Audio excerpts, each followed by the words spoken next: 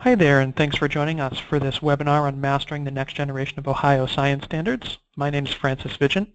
I'm CEO here at KnowAtom. KnowAtom is located about 20 miles north of Boston, Massachusetts, in Salem, Mass. And we're a group of educators, myself as well. I have a background as a high school math teacher, as well as an elementary and middle school STEM specialist. And what we do is really take our passion for teaching, transforming children's thinking, really focusing on higher order thinking skills and the creative, evaluative, and analytical thinking abilities in students. And we help schools and districts to put students in the role of scientist and engineer so that they're able to develop those critical thinking skills in the context of science, technology, engineering, and math.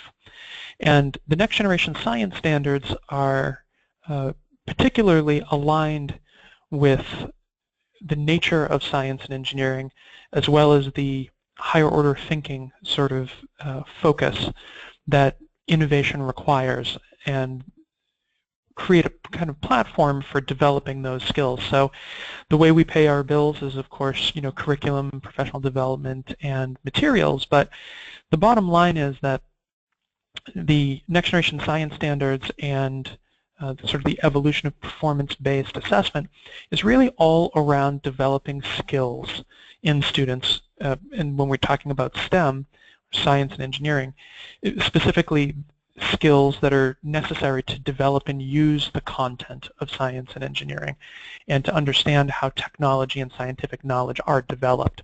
So what I'd like to do over the next hour or so is to go through and talk a bit about the next generation science standards, and also do a bit of comparison to what's in place now in Ohio, and talk a bit more about that. So over the next hour, basically looking at 4 key areas, and we'll bring Ohio's connections into this along the way.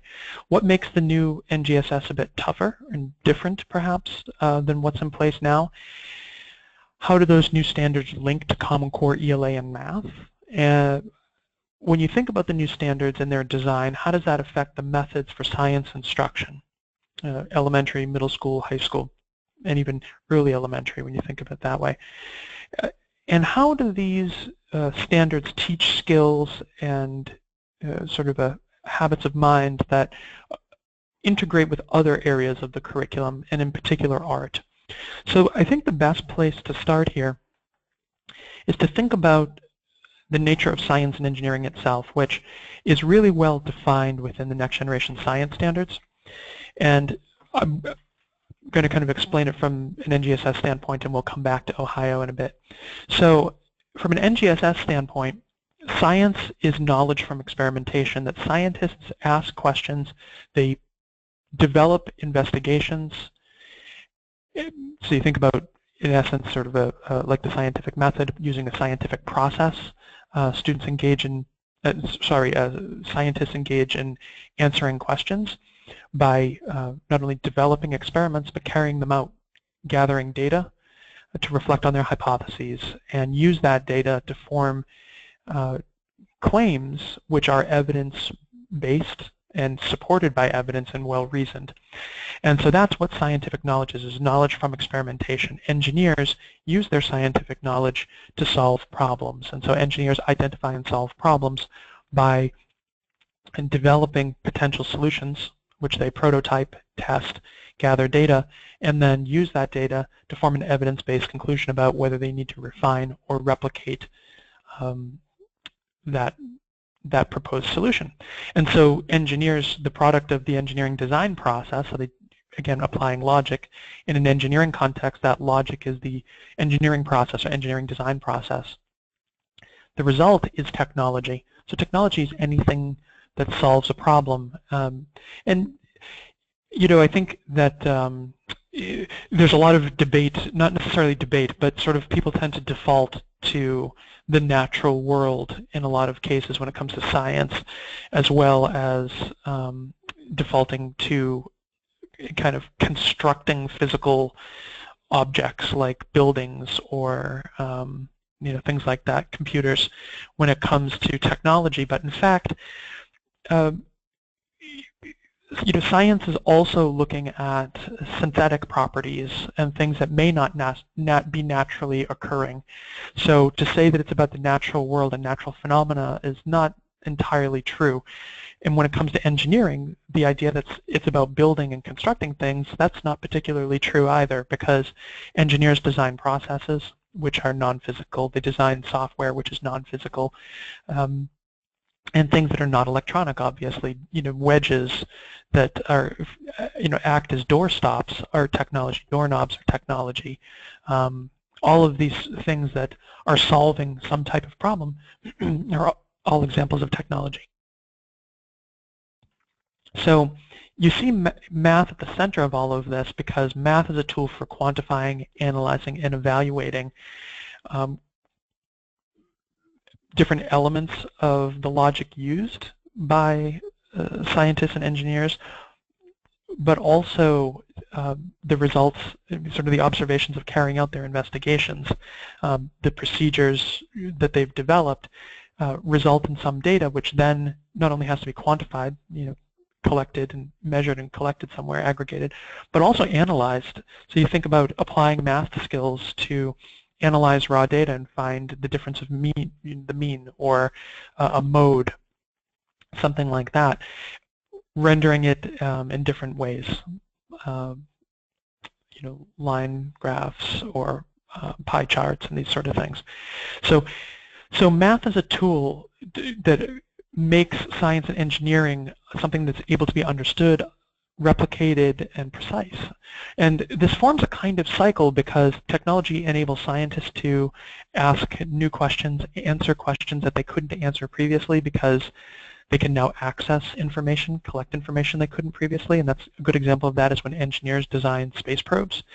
That helps scientists advance scientific knowledge. And on the flip side, as scientists discover more things like the properties of different synthetic substances, things like polymers even, that helps engineers to solve problems, potentially new problems, or problems that they haven't been able to solve with existing materials, or to solve problems in a better way. So for instance, you might think of going from glass to plastic. There are certain distinct advantages that plastic offers over glass. There are also drawbacks. The scientific knowledge of polymers enables engineers to create plastic bottles to replace breakable glassware. So you can see there are different synergies that happen, and it's kind of an iterative process. With each sort of pass through the scientific process, scientists learn something and then take that and they advance in a new direction, which is a kind of pivot. And the same thing for engineers. They go through, they prototype, they test, they gather data, they come to some conclusion, and then they most likely pivot. And so science and engineering are both iterative and nonlinear, but it doesn't mean that they're devoid of process and methods. When you venture into the unknown, which is what both scientists and engineers do, that cannot be prescribed. The unknown is by definition unknown. However, the scientific method, scientific process, engineering design process are logical tools to go from a place of a question or a problem and to pursue sort of a forward path extending what is known logically.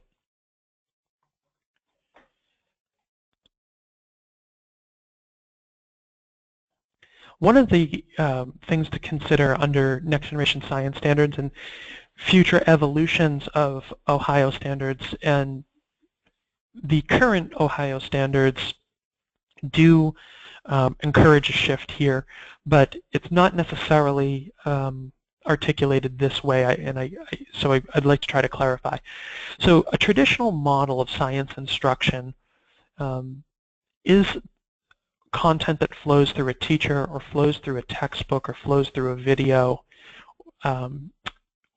and what that effectively does is model facts or demonstrate phenomena or explain what something is or an idea is. Students, however, when you think about this traditional model, are being put into the role of remembering. And so they're having to absorb what's been explained, demonstrated, and modeled in such a way they can recall it or repeat it. And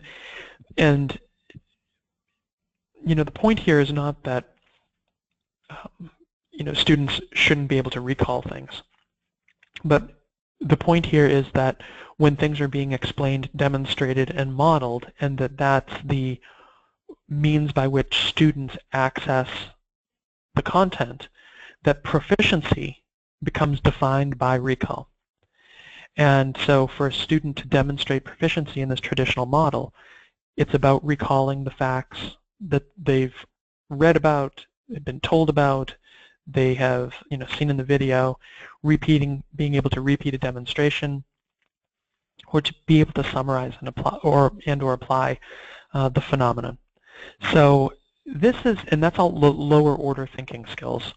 This is a very traditional model, which is part of how science is taught in a lot of places. The movement towards even the current standards that are in place now in Ohio, but as those standards are informed and sort of evolve under the influence of next generation science standards, the movement towards a next generation model serves the current standards in Ohio well, but any future iteration towards next generation science standards absolutely require a next generation model because of the way they're constructed, and I'll explain more about that in a moment. But what I hope you notice from this diagram when comparing it to the previous, you notice here the teacher is between the content and the student. Over here, the student is developing skills and using those skills to develop and use the content. The teacher's not in between. The teacher's acting as a coach to strengthen that relationship. And so the role of the teacher as coach is to gradually adjust the supports for that student to help them understand how to engage appropriately with their skills as scientists and engineers, and to redirect and monitor them. So redirecting, when it's appropriate, helping differentiate instruction where appropriate, but also monitoring students to make sure that they are appropriately engaging, but also struggling academically in a positive sense. That sort of necessary academic struggle, which is part of engaging in the opportunity to learn something. And that's my point here, is that it's not struggle in the sense of struggle to fail, point of failure, but struggle in the sense of challenge. And so making sure that monitoring that students are challenged and are engaging in the challenge and understand how to engage in the challenge. What's really unique and different here as well when you think about this model is that proficiency is not about recalling what's seen.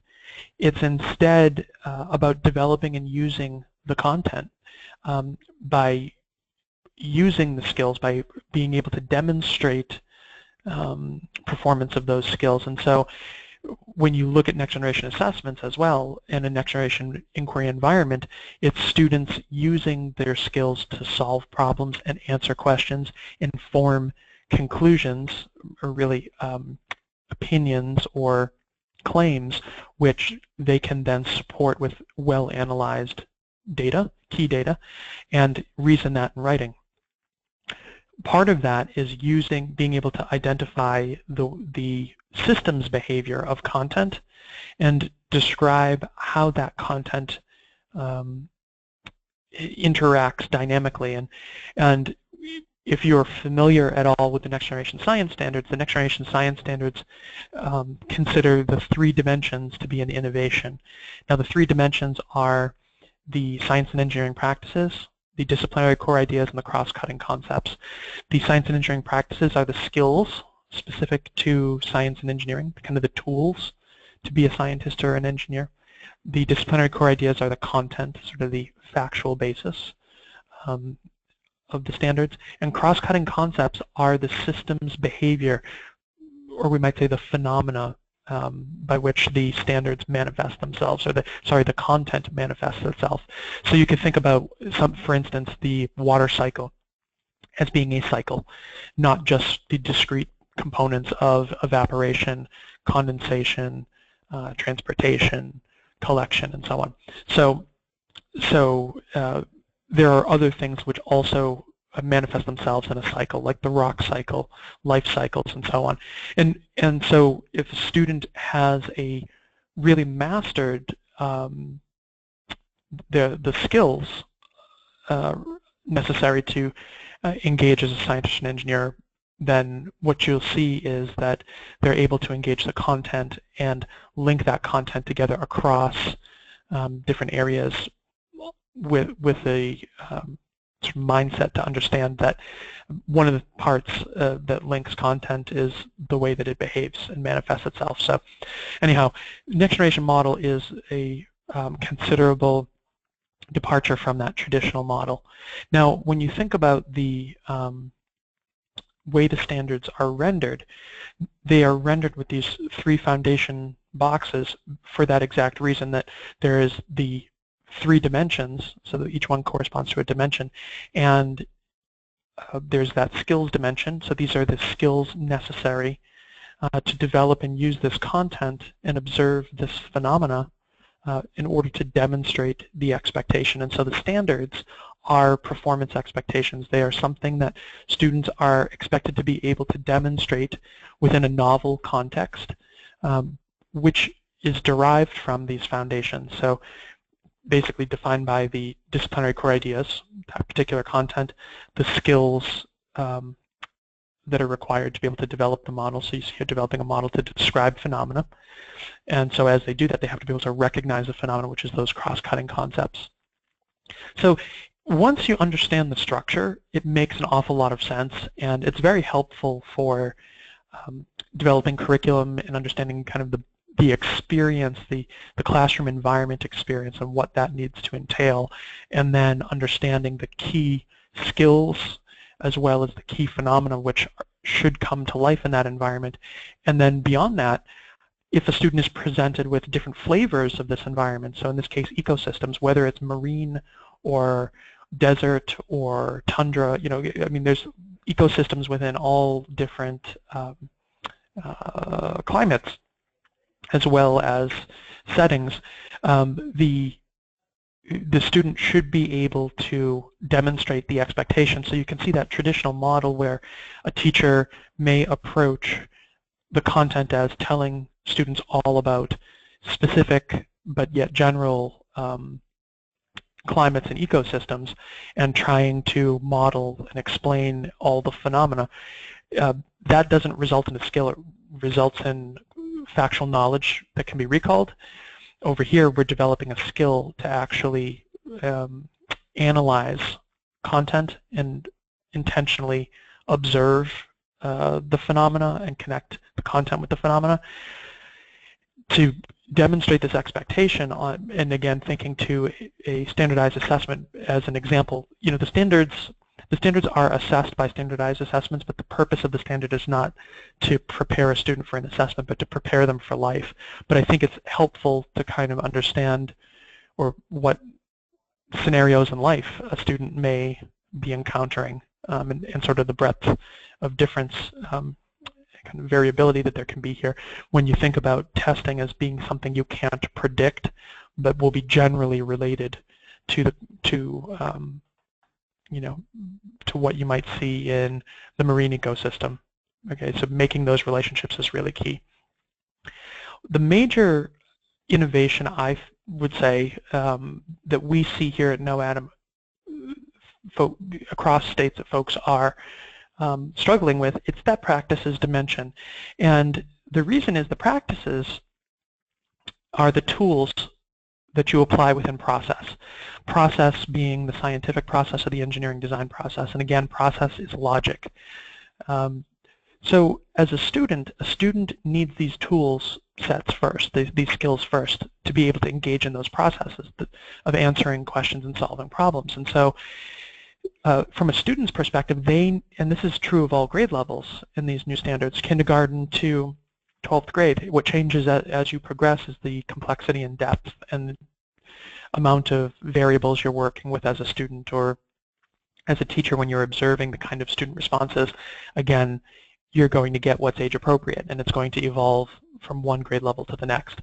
So from a student's perspective, they need to be able to ask questions in a scientific context, define problems in an engineering context, not only use models, but develop them, not only carry out an investigation, but plan them, not only interpret data, which, raw data in a data table, but actually analyze it. And that, of course, requires mathematical and computational thinking. With the analysis, that's the support to construct an explanation and also design a solution. When you think about the conclusions from the scientific process or the engineering design process and taking that data and making use of it, it's arguing from evidence. The data supports a claim. So you make a claim, you use the evidence to support it, and then you reason that in writing. And so you can see these are all interwoven, and you don't have any data unless you can obtain, evaluate, and also communicate information. So the practices are unfortunately something that a lot of people have tried to approach piecemeal, and it's not particularly effective because you can see one relies on the other, and much like an arch, you need to one of the things that the Romans were so great at was constructing these dry stone arches. The challenge and reason why people had not created dry masonry arches at the level the Romans did is they're very, very challenging. When you stack things up, you don't get an arch. What you need to do is you need scaffolding, and you need to be able to construct an entire arch and then take the scaffolding away, and the arch will stand because each part is sort of interdependent, leaning on itself and strengthening and transitioning loads. And so that's kind of what happens here, is that unless you pull these parts together within the processes, trying to address them piecemeal, they don't really stand on their own. And so when you picture that environment, and this may look like what your class looks like now, even under the existing Ohio standards, what it means is students are, again, in that role of scientist and engineer. And back to my first comments, that's why we really enjoy these standards, because it's not about a better demonstration that a student can remember, more, easier to remember. But instead, it's about putting students in a position and having thoughtfully articulated curriculum and lessons and units and lessons such that students are building a framework of understanding by developing and using the content with their skills. And that means that it's student-centered, problem-based, inquiry-based, and hopefully hands-on. But beyond that, what you see these two students here engaged in engineering doing is that they're taking apart a problem, something that they are going to have to solve, and they haven't been shown how to solve it. And that's really key. So if you haven't been shown how to solve something, then you have to take your ideas, extend what you know, and again, you being the student, and then move forward from that. And that is the purpose of the engineering design process, taking the skills and the knowledge and then stepping forward logically to try and move from a problem to an evidence-based solution. And then in the context of science, going from a question to an evidence-based conclusion about whether the hypothesis is supported or not. So that's what these students are doing here. So these are 5th grade students, and you can see they're planning their investigation together. They have a fixed set of resources available, and what they're planning is really their idea, and they'll test it, gather data, form a conclusion, and then they'll debrief with the class after. And each team in this class is going to be taking a different approach. When you think about that environment, the environment integrates ELA and Math Common Core into that science time on learning, and all of this integration is supporting those higher order thinking skills, the creating, evaluating, and analytical thinking skills. What's only science time on learning is the experimenting and prototyping itself. The way that ELA and math integrate is through the Common Core technical subject standards, communication standards, writing standards, nonfiction reading. And it's important, as I mentioned, that you understand the path to proficiency in under the next generation science standards, and those that are close derivatives, is not a literacy-based approach, because it's skills-based. So when you see things like nonfiction reading, the role of nonfiction reading is to provide a bit of background which you can then pull into Socratic dialogue. And then from the Socratic dialogue, launch into a problem or question and release responsibility to those students, let them break into their teams, plan their investigations, then carry out their plans, then form their conclusions, and then share their own unique approaches, and have, again, Socratic dialogue to look at the differences, understand the different outcomes, and come to sort of broader conclusions about how a question is answered or a problem is solved. And of course, that requires applying those Common Core math practices as well as the standards themselves around data collection, graphing, and analysis, as well, operations for analysis. So I hope what you're seeing here is what you would see, I think, in alignment with the current Ohio standards. But, you know, I guess what I might say is that it's at a deeper level, and it's more systematic in the sense that there are not sort of general guidelines, but more specific guidelines around the intent for students to engage in experiences where they have to use the practices of science and engineering. And by virtue of that process, it means creating, evaluating, and analyzing simultaneously. So when you think of Bloom's taxonomy as the traditional 6-stage pyramid from lowest order to highest order thinking, where remembering, understanding, applying are lower order thinking skills, and then analyzing, evaluating, creating are the highest order thinking skills, and in that order from lowest to highest. This movement to performance-based standards, or performance standards, and performance-based testing, and this kind of next-generation inquiry environment means that creating, evaluating, and analyzing happen basically simultaneously, and they're intermingled. It doesn't mean that remembering, understanding, and applying goes away. It just means that they are lower-order thinking skills which aren't sufficient and are not the aim of instruction.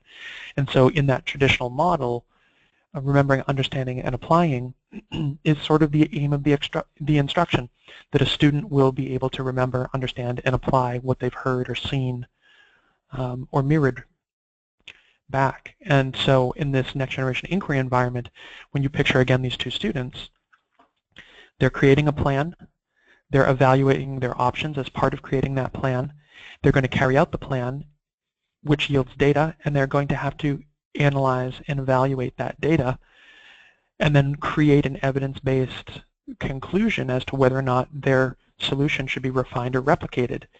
And so in a matter of a class period, or a class period and a half, students are engaged in all of these multiple places and points in time as they are engaged as scientists and engineers. So of course they have to remember, understand, and apply the knowledge that they have gained through their personal experiences, the concept-to-concept connections, concept-to-self, concept-to-world connections they've made during that classroom Socratic dialogue, and also what they've read about, but you know, they're taking it much further. Now you see the seeds of this in Ohio's newest vision and goals for the current standards that are in force, the Ohio Revised Academic Content Standards and Model Curriculum for Science Education. And specifically, the idea that students should know, use, and interpret scientific explanations of the natural world, be able to generate and evaluate scientific evidence and explanations, to be able to distinguish science from pseudoscience, understand the nature and development of scientific knowledge, and participate productively in the scientific practices and discourse. So a lot of what I've been describing to you so far is exactly this and more. When you look at the goals, and I'll kind of fly through them quickly here, you know, that students are excited and interested and motivated to learn about the phenomenon that surrounds them, that they can generate, understand, remember, and use concepts, explanations, arguments, models, and facts related to science, that they can manipulate, test, explore, predict, question, observe, and make sense of the natural and physical world. They're able to reflect on science as a way of knowing and on processes, concepts and institutions of science in their own process of learning about phenomena. So that kind of metacognitive, but also when we were talking earlier about that systems dimension and the way that that helps kind of connect different disciplines through their phenomena, that's a meta process right there in the next generation science standards. And participating in activities and learning practices with others, so again 21st century skills, use of scientific language and tools, and thinking about themselves as scientists, learning and developing an identity about somebody who knows about and uses and sometimes contributes to science. So all of this, the vision and goals, are very aligned, as the current goals in Ohio are very well aligned with the actual construction and goals of the next generation science standards, even as they're rendered. I think that the guiding principles as well, the definition of science, scientific inquiry, 21st century skills, technological design, technology and engineering. Engineering is another big component of the next generation science standards. Again, a component, and I guess the thing to point out is an integrated component, depth of content, and of course something that's assessed, having curriculum standards-based as a way of delivering the standards and making sure that the standards themselves are internationally benchmarked. All of these things are you know, virtually identical you know, within the next generation science standards as they're deployed or even represented in the documentation. I think the piece in Ohio that's unfortunate is that the Ohio science standards are kind of relatively new to Ohio. And so with the emergence of the next generation science standards, you know, Ohio basically had a choice: delay and dispose of, or potentially dispose of all the work that we've done within Ohio, or adopt Ohio's standards, let the next generation science standards come out, and then try to iterate what we have, or in our next adoption, adopt the next generation science standards. So for states that are not, you know, have not already adopted, or adopted something in, you know, close proximity to when the next generation science standards were adopted, that's basically their approach. So, you know, Minnesota would be a great example. They are going to have an adoption or a state level standards review mandated that comes up in another couple of years, and at that point they're going to most likely pivot and adopt the next generation science standards. What's nice is the standards they have in place now are closely aligned in many ways, kind of similar also to Ohio, but when you think about what's interesting here is that because there is a kind of a basic but fundamental alignment, adopting next generation resources and taking a next generation inquiry approach in the classroom actually exceeds the requirements of the current standards and gives classrooms a running start at any future iterations or alignment. But what's great is that you can address the needs of the current standards, but also teach with resources that are not only well aligned, but as you'll see in a moment, perhaps a bit more specific versus what, or have some sort of specific framework to them, as opposed to the Ohio sort of, you know, what you see playing out here in Ohio. Now, let me show you that here. So when you look at the new standards, basically what you have is these grade level themes. Things like you see here: observations of the environment, interconnections within systems, order and organization, which cross grade spans. And then, of course, the strands themselves, such as earth and space science, physical science, life science, and then that science, inquiry, and applications. Now, what's kind of tricky here is you have this kind of this thread of a 3-unit-a-year model that starts to emerge right at this level. So if you look at 5th grade, for instance, you have this sort of essential knowledge, the cycles on Earth, such as those occurring in ecosystems in the solar system and in the movement of light and sound, result in detectable patterns. Speed is a measurement of movement. Speed is related to force and mass. Transfer of energy drives change in systems, including ecosystems and physical systems. So this is very factual as opposed to a performance expectation at this point. When you drill in a little further,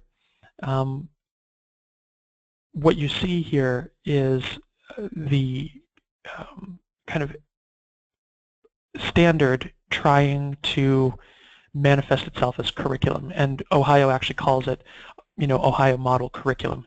And it's tough to consider this curriculum, and I'll tell you why.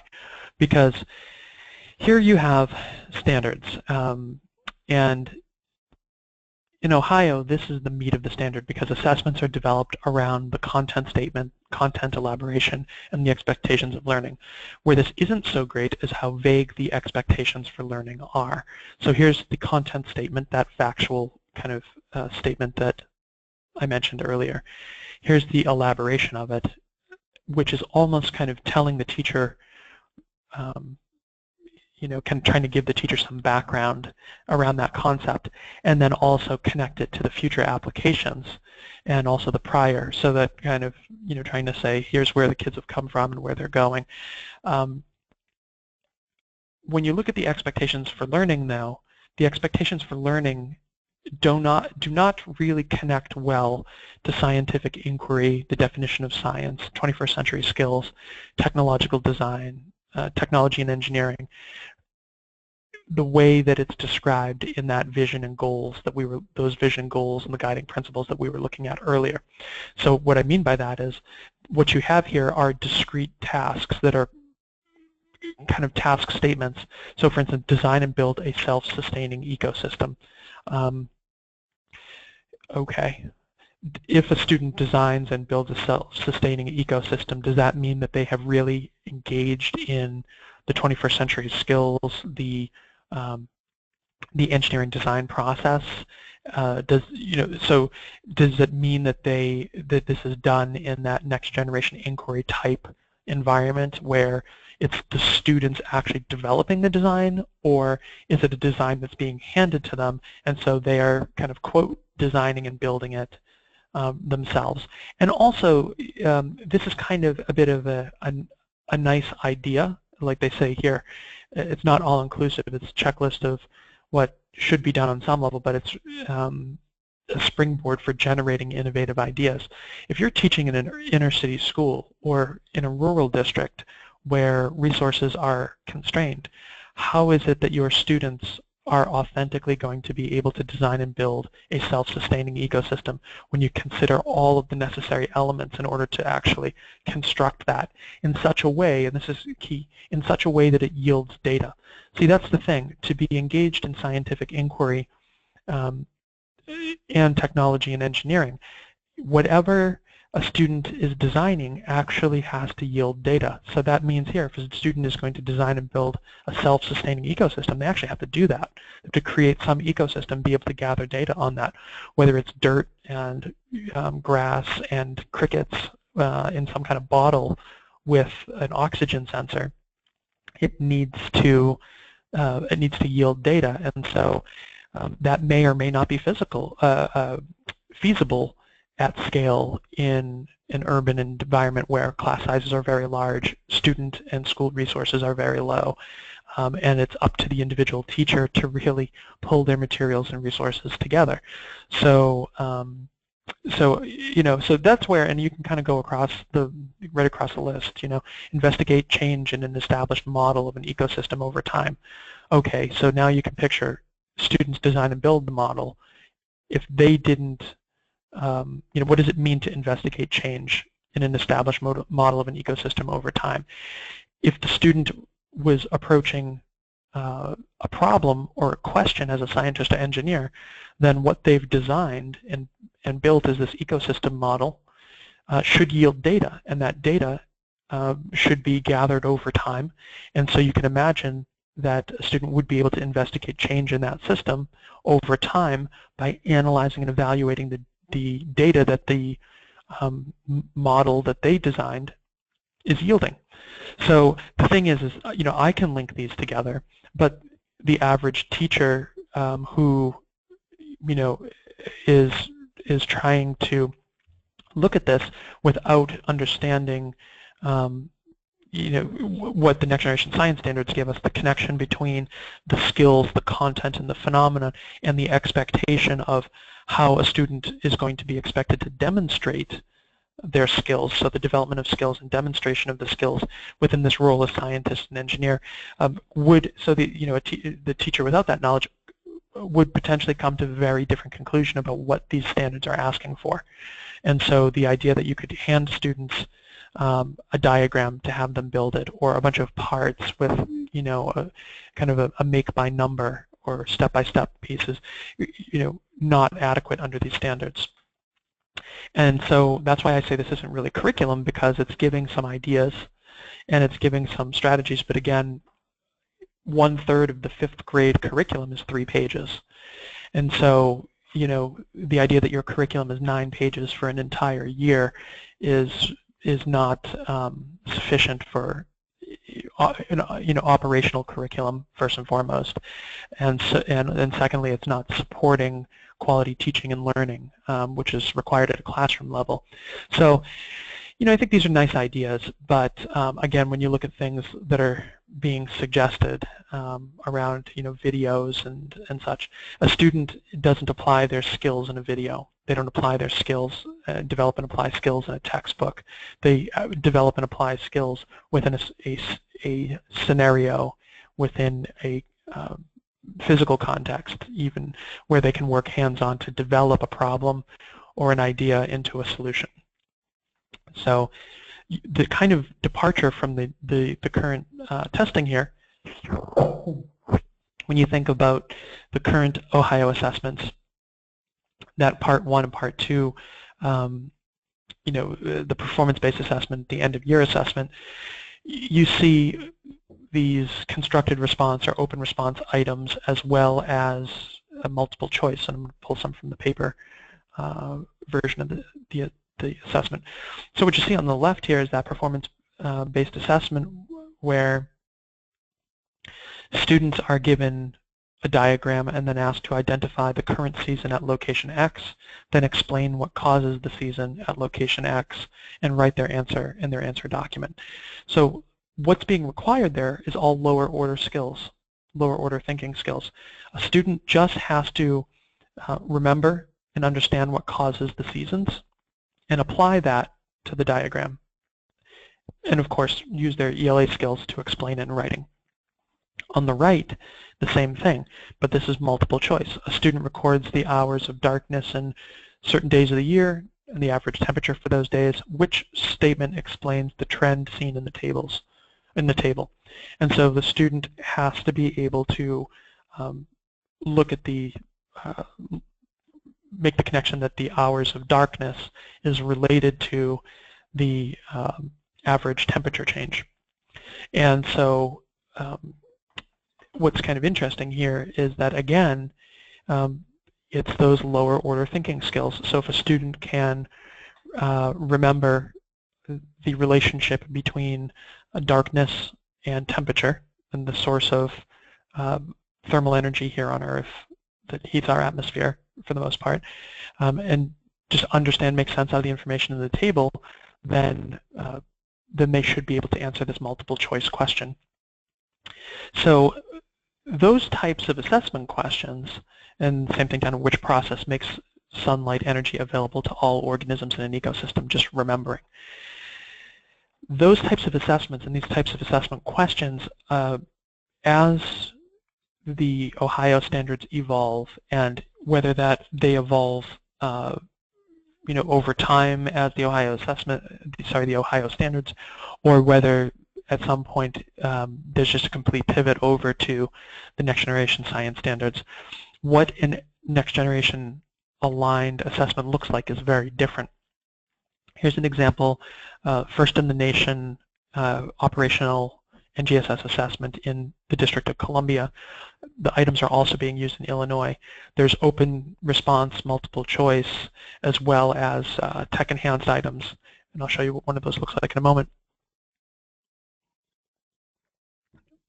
They're very different because, like you see here in item 1, the student being tested is presented with a scenario involving two fictional students engaging as scientists in their science class that are have some background knowledge and have a hypothesis that they want to test about how plants grow differently in or water hydroponically with nutrients or traditionally in soil, and to look for those differences. And there's a procedure for the experiment that they've created and want to carry out, scientific diagram. So this is all a part of the scientific process, and then they've carried that out and collected their data. However, they came to two different conclusions, these fictional students did, and they didn't support it. They didn't analyze their data well and support their claim with evidence. So what happens, the assessment is all about the student being assessed, making a claim about which of the fictional students is correct and explaining why that student's claim is correct and using evidence from the data to support their claim. And so you can see that it requires, engaging in this type of assessment requires students to take those skills that they've developed and use them to analyze the scientific process as somebody else has, so using also their knowledge of the scientific process to analyze the scientific process as somebody else has carried it out, and also to use their science and engineering practice skills to analyze and evaluate the data, how the experiment was conducted, and form their own conclusion backed up by the data analysis that they've done and reasoned it out in writing.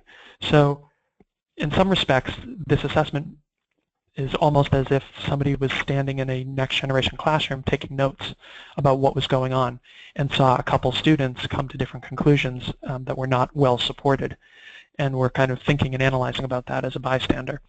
So very, very different than the kind of assessment that is currently going on in Ohio. The sort of computer-based nature of the assessments that are going on in DC allow for these tech-enhanced items, the drag and drops, for instance, like you see here. Students are asked to drag and drop organisms into their proper place in the food web, and then to explain how that the model shows the shortest path for energy to get from plants to the fox. And so this is a constructed response item, but it relies on that first item, kind of first part of the item, I guess, the drag and drop. When you look at item 3, and I guess another piece to point out here is that the test itself is building a theme. You notice the same fictional students appearing in different test items, and also the test items being kind of related, but clearly testing some different element of a student's understanding. In item 3, you see this model pond food chain, and then it's a multiple choice where the students have to look at the model and describe which of the following 3 statements best describe the movement of matter in the pond food chain. So the thing is that there are 3 correct answers here, not just one, and there's 6 options.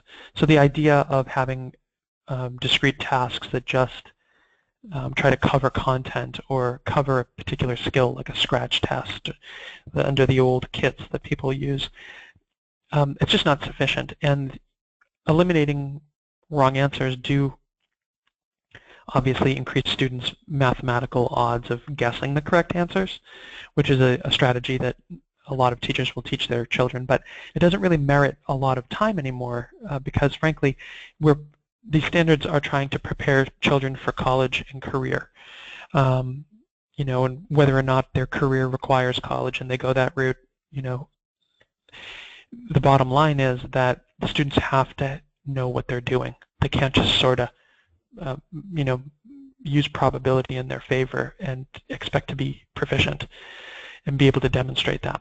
So like the previous item 2, what you see here is another open response or constructed response item at the bottom where the child is then asked to use the model of the pond food chain to describe the relationship between the organisms in the pond and the exchange of matter back into the environment.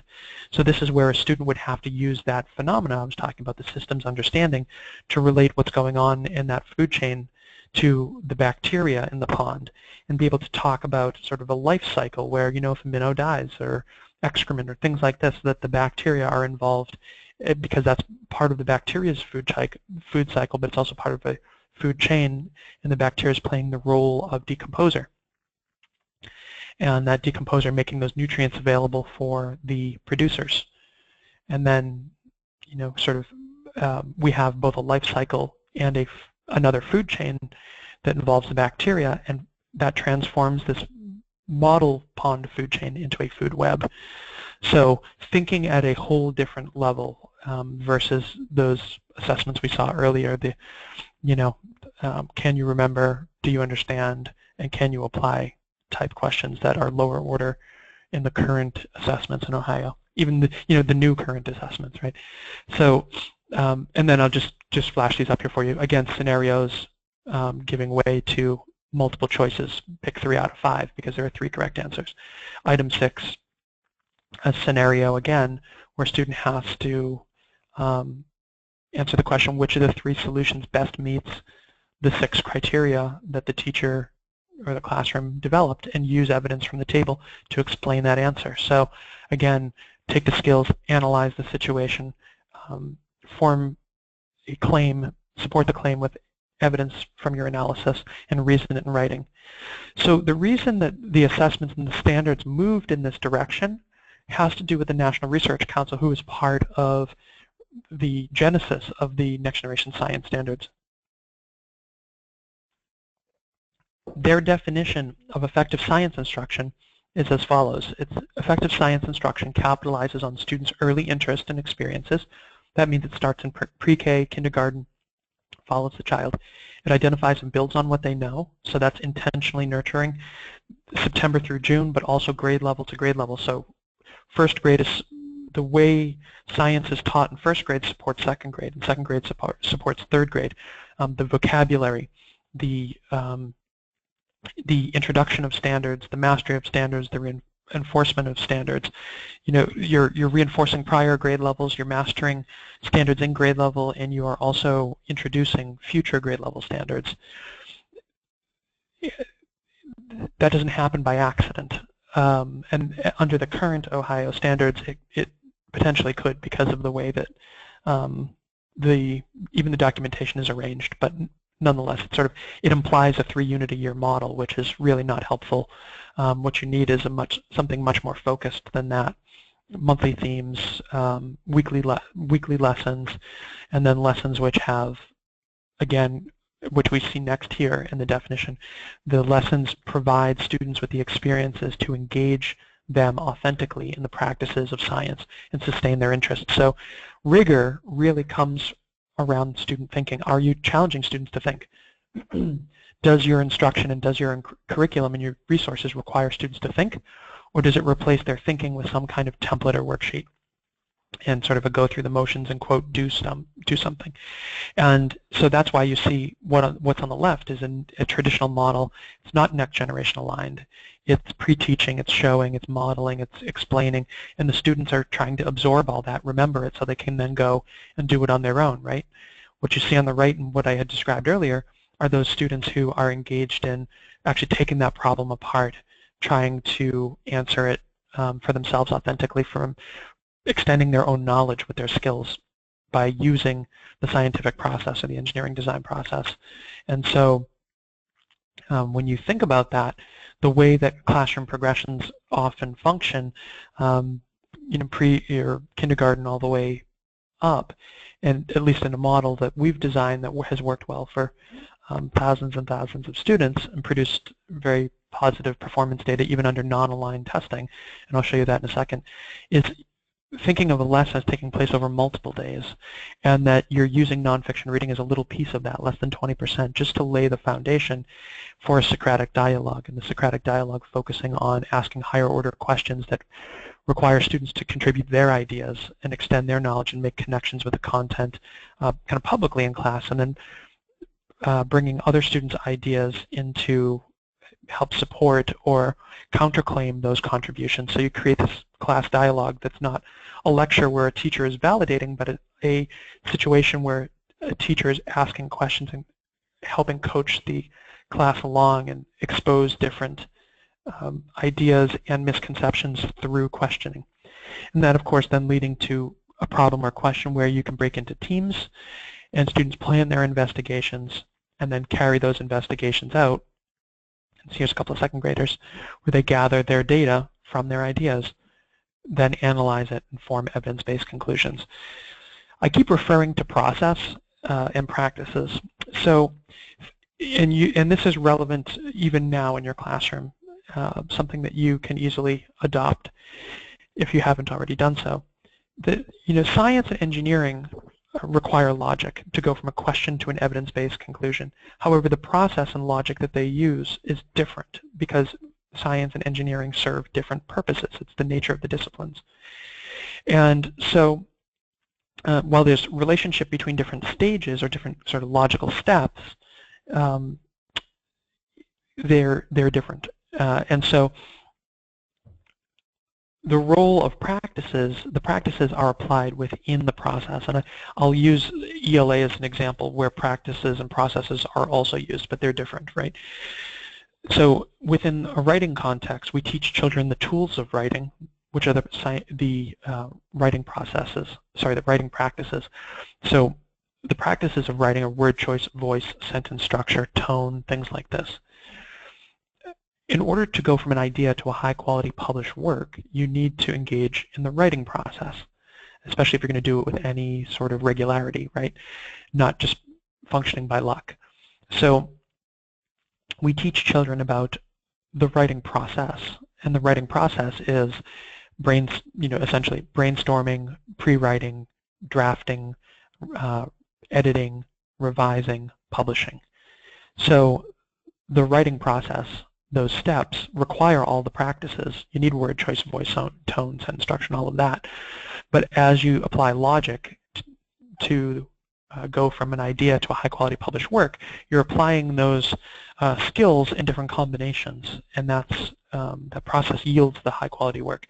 In the case of science and engineering, each of these sort of, if you want to think of it as a trip through the different steps in this process on the scientific or engineering side, is a way of taking a single step from a question to a conclusion, and then you can pivot and use that new knowledge to kind of reboot and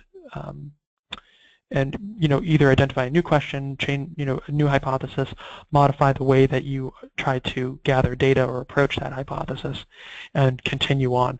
So that's where science and engineering become nonlinear, but the process makes it replicable, makes it something that can be understood and something specific, so you really understand what your data means, and others as well.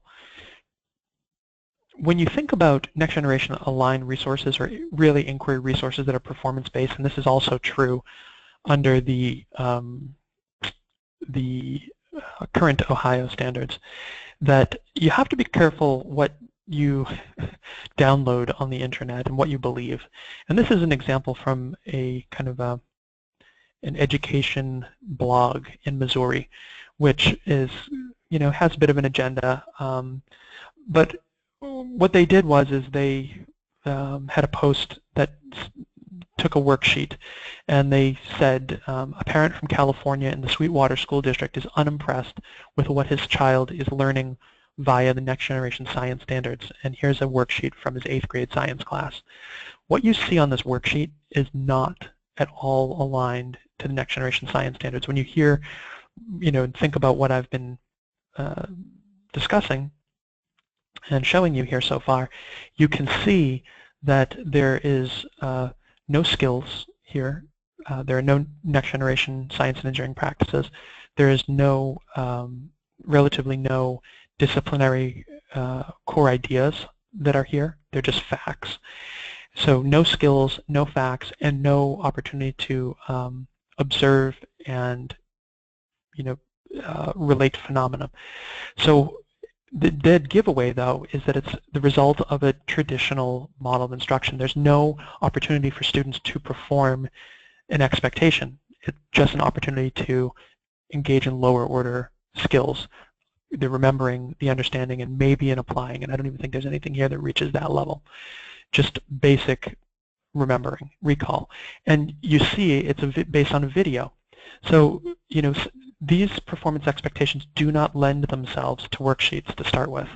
Secondly, as I started describing the traditional model of instruction, videos are just that, model facts, demonstrate phenomenon, that traditional model of instruction. And so the fact that this is from a video shows you that it's not a next generation inquiry environment. So while somebody's trying to attribute this to next generation science standards, it's not. It's not aligned. It has nothing to do with the standards. It is just what somebody is doing in their class. So be careful how, and be critical and use those higher order thinking skills to really consider when you see things like this coming out in the news or in the media and people being upset and calling next generation science standards Common Core and all this sort of thing. It's not. It's, when you see things like this, it's just somebody doing what they've always done and who aren't aligned. And, some resources are going to call themselves aligned and they are not. And that's also kind of an issue. I'll just show you real quickly here as I wrap up how science and engineering come together in the classroom, at least as we do it, but really I think is in the spirit of science and the nature of science and engineering under the new standards. You can have within a one month unit, you can have 1 week, one lesson where students are learning about groundwater, water tables, permeability of earth materials, water cycle, and all of this. And so through that nonfiction reading, Socratic dialogue, come to a question around which earth materials are most permeable to groundwater.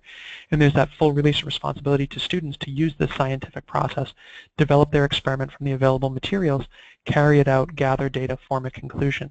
And in the very next lesson, they can use what they've learned and then bridge and relate that to different forms of pollution and how pollution can go wherever it's found and make its way into the groundwater and water table and actually travel great distances to affect humans and livestock and whatnot and things like wells. So when you think about it this way, you go from scientific knowledge to real-world problems and then are able to connect engineering in as students take on the role of engineer to solve the fictional problem or the problem of a fictional town needing low-cost water filtration devices to remove non-point source pollution sediments from stormwater runoff. And you can see here where students would then apply the engineering design process to plan their own investigation, diagram it, build it, test it, gather their data, and form an evidence-based conclusion, which will have a different approach and elements than a neighboring student team. And so over the course of a month, you see content taking on a whole new level of depth and connection. And that's what's possible, and that's why I don't like the idea that those units, the model curriculum that's being offered by Ohio is misleading. It's not curriculum. Curriculum supports what you see here. Students, and teachers being able to function in an inquiry environment, or for teachers to be able to create that next generation inquiry environment. And so there's a lot of other pieces to it. It's not about general ideas. It's about specifics. It's about, hey, what is the vocabulary that's relevant to this? How do we define these words? What is the context in real life? What are the higher order questions that we need to ask? And then what's the problems or questions that we're going to release responsibility to students to wrestle with? And what are the processes? What are the skills that are required and that I should be looking for and actually assessing. And then, of course, there's the whole assessment question as well, because when students are engaged in planning and then carrying out their experiments, that's an assessment that's formative and summative. But then, thinking about summative assessments where it requires students to generalize what they've learned and then synthesize that within a new context, something that's novel, that's not the result of direct instruction. And I think that's another key departure here, which is relevant to the current standards, but only if you're functioning at a very high level and I think really understand what those standards are asking for as a teacher. So, if you are basically engaging students in all direct instruction, and then, or primarily in direct instruction, and then assessing the result, the result of direct instruction with context and all of that is something that would have been seen in direct instruction, then you don't really know if a student has developed skills and can generalize those. And so, at least in our example here, that's the purpose of these concept assessments. They mirror in the classroom what you might see in a kind of next generation or assessment model. So with that in mind, you can take a look if you want to go to KnowAtom.com and /curriculum, or just at the top of the screen, click STEM curriculum. You can scroll down and see a 1-month unit from a teacher's perspective and the student's reading piece as well to see what that kind of looks like. But you'll see these different elements, and it is pointing students and in that inquiry environment to pull all the content areas together and think critically and really develop and use the content, use skills to access the content. So when you think about Common Core ELA and math, so Common Core ELA and math standards are directly applicable, and I'll just kind of pull a couple of them here for you to see. But expressing information visually, distinguishing between fact and speculation, summarizing text distinct from prior knowledge, all of these are ELA technical subject standards. The Common Core math practices are all necessary to engage in science and engineering the way that I've described it to you, making sense of problems, reasoning abstractly, constructing viable arguments, attending to precision, looking for and making use of structure. All of this is Common Core math practices. When you think about the resources that are out there, a lot of them, are, regardless of what claim they make, functionally there are awareness-ready resources which just make students aware of what a scientist or engineer is, some of the basics of the content, the kind of things you get from museums, downloadables online that are free and all of that. Knowledge readiness is about like textbooks telling things that tell students all about what scientists or engineers have done. That's great, but we need skills and forward thinking. Performance readiness gets a little closer. You can learn all about something and then carry out a task at the end. And so performance readiness is really task readiness. And that task readiness is something like you might think of rocks and minerals, where we learn all about the vocabulary and the rock cycle and all of that, and then at the end have some hands-on materials where students follow a procedure to streak rocks and scratch rocks on different surfaces. And so they gather that data and then try to identify which different type of rock it is. That's performance readiness, that kind of culminating activity approach. Some people do it the opposite way, the activity before the concept. Under this type of performance expectations, that stuff goes away. You can't do that. You really need students to be using the skills, developing the skills to develop and use the content. That's where mastery readiness comes in. So you think about mastery readiness perhaps as students who are given a scenario, like a fictional contractor who is actually designing a commercial kitchen and having to choose which countertop material from a table of many different available materials with all kinds of different specifications of price, melting points, its level of its tolerance to fracturing and porosity and things like this, to analyze the requirements as well as the specifications of different materials and to make a recommendation which they can back up with evidence, key data from those tables and those requirements, and reason it out in writing. That's the key here. That's what readiness does. Mastery readiness resources do, and that's what you really should be looking at, whether you're looking at current Ohio standards or future Ohio standards, if they do in the next iteration either pivot closer towards NGSS or adopt wholesale. The connection to art is that these practices and processes, science and engineering thinking skills, are in this culture of critique, which a next generation inquiry environment represents, is exactly what artists use. A culture of critique is how an artist is made, is how they're trained, whether it's formally or informally. And the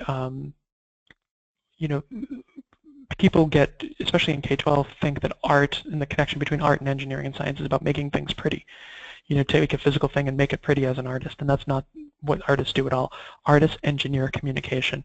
And so when you think about artists engineering communication, what you should be thinking about is that individual making a statement within what they create, whether it is a sculpture, a painting, and they're targeting that at somebody or some group specifically. And so that's why artists get in trouble. That's why artists, when there's not freedom of speech and protection of that nature, can sometimes end up in jail, and they persecuted and such. And I give you the example of Pablo Picasso in Guernica because he created this while living in exile. He was commissioned to create a piece for an international art exposition and chose to make a statement about the atrocities that the fascists had committed at Guernica. And so he painted this piece, which is not aesthetically pleasing. It's not pretty. And what it's communicating is it's communicating chaos, death, destruction, all the atrocities that the fascists had committed here at Guernica, and of course named it after the village where this occurred in Spain, and thereby making a statement to the fashion, to the world, that what is happening should be noticed and is being noticed. And as proof that this was an intentional piece of communication, the fascists received that message, by looking at this at the fair, came back to him and said, "Hey, what did you do?" And it said that Pablo Picasso said to them, it wasn't, "I didn't do it, you did it." And so you can see that it was an intentional statement about what they were doing. And so by teaching children, and this comes back to my very first comments, that we teach children science and engineering to develop their thinking skills. And science and engineering is really the best context for doing that. But it bears relationship also to the arts, which can be a great context for doing that as well, whether it's English language arts, painting, sculpture, dance, music. And by preparing children this way, we're preparing them to better equipped for consuming art as well as creating it, and also to communicate and receive communication. So I'll leave that there, but I think it's really an important connection that's worth considering.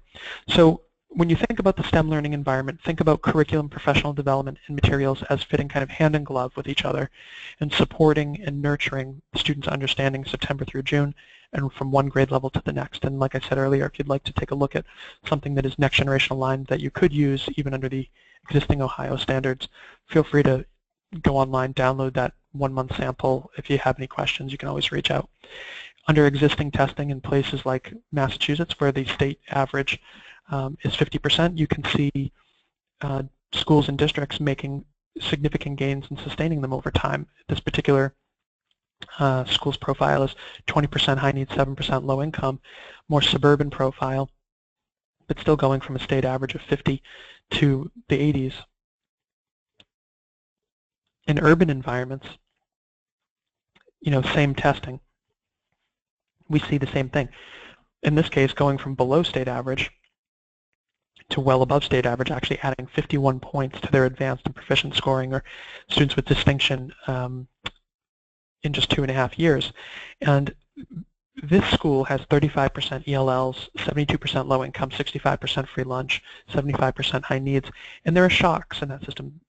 Transients of teachers, like major, like over 20-25%, sometimes upwards of 50 or more percent of turnover, and same thing with administration. So that has an effect on student performance, but what I want to point out here is that the students, even though they are sort of shocked by these changes, they don't fall all the way back to zero. They still are outperforming the state average.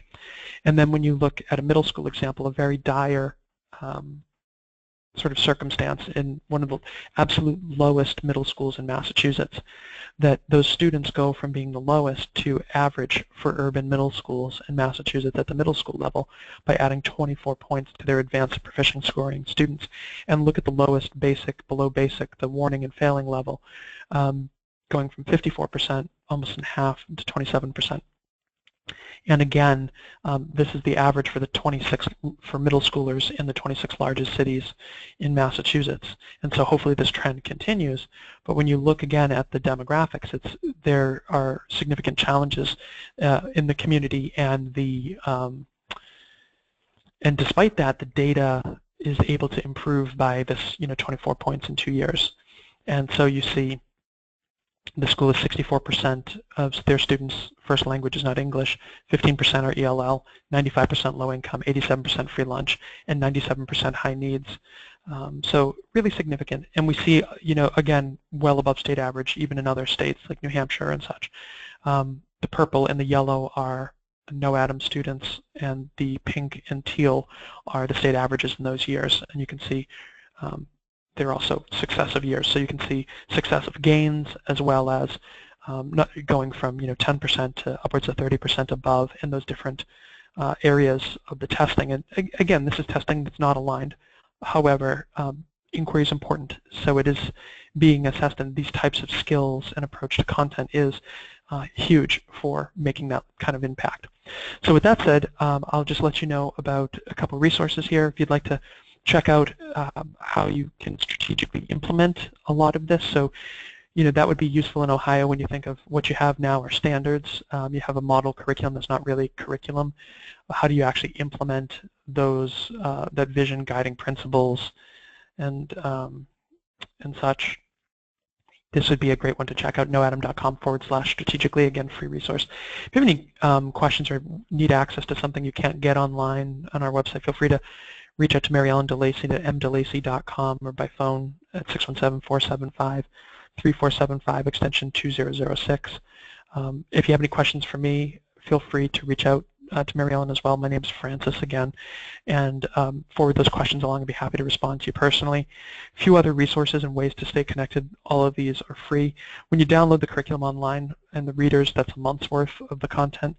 If you want more than that, it's available, but it's just available for purchase. There are case studies you can check out, KnowAtom.com/results. And you can stay connected through our blog by subscribing there, free. Facebook.com/KnowAtom, you can follow us, and on Twitter as well. Our handle's @KnowAtom. There are more free live as well as on-demand resources at KnowAtom.com/resources.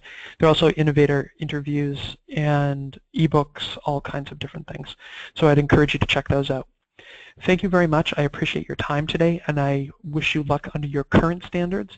And I hope as you seek to implement those as districts of distinction, that you'll find this information helpful. And if there's a way that our resources are something that would be helpful in your pursuit to align and deliver instruction, that you'd consider reaching out, we'd be more than happy to be a resource.